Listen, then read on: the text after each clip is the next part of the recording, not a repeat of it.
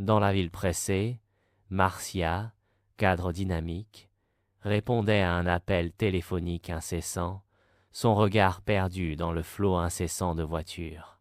Angela, infirmière épuisée, sortait d'une nuit de garde, son uniforme froissé, reflétant sa fatigue. Yvonne, mère de 3 enfants, se sentait submergée par l'adolescence turbulente de son fils. Lorna, vendeuse au marché, luttait pour joindre les deux bouts, son esprit accaparé par les soucis quotidiens. Malgré leurs vies différentes, ces femmes partageaient une foi en Dieu, une foi souvent éclipsée par le rythme effréné de leur journée. Elles croyaient, mais le temps pour la prière, la réflexion, le véritable engagement spirituel semblait cruellement manquer.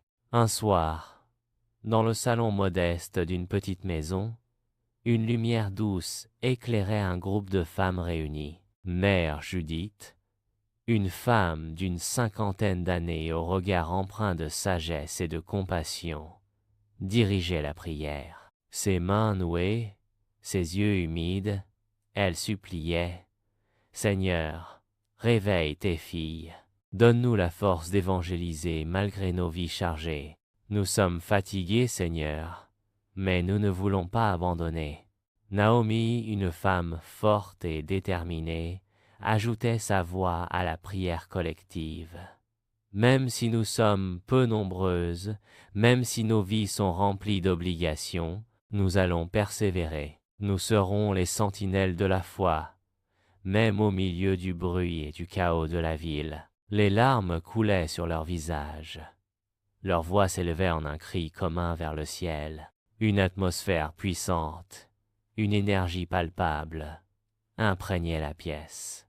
Elles se soutenaient mutuellement, trouvant dans leur foi commune la force de faire face aux difficultés de leur vie. Chaque femme partageait ses luttes, ses doutes, ses peurs, et trouvait du réconfort dans les paroles réconfortantes de Mère Judith et l'appui indéfectible de Naomi et des autres femmes du groupe. Elle réalisait qu'elle n'était pas seule, que leur foi pouvait les unir, les fortifier, et les guider même au milieu du tumulte de la vie moderne. Au fil des semaines, ce petit groupe de prière est devenu un refuge, un lieu de partage et de renouveau spirituel. Marcia a commencé à intégrer des moments de méditation dans son emploi du temps chargé. Angela a trouvé la force de témoigner de sa foi auprès de ses collègues.